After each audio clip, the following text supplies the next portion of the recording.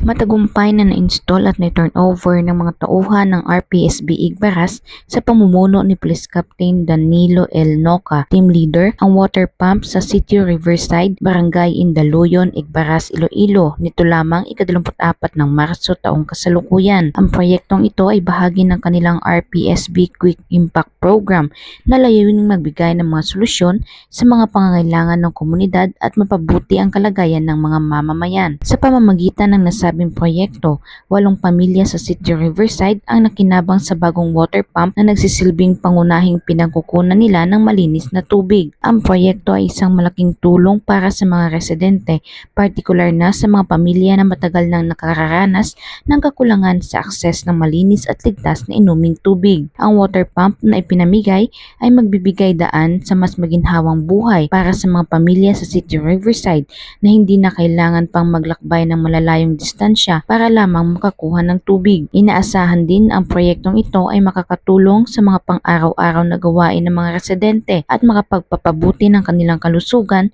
sa pamamagitan ng pagkakaroon ng malinis na tubig. Ang programang ito ay isang halimbawa ng aktibong pakikilahok ng mga miyembro ng RPSB Igbaras sa pagpapabuti ng kalidad ng buhay ng mga mamamayan sa kanilang nasasakupan. Sa tulong ng ganitong mga proyekto, mas magiging matatag ang komunidad at magpapatuloy ang kanilang pagsusumikap tungo sa isang mas maliwanag na bukas.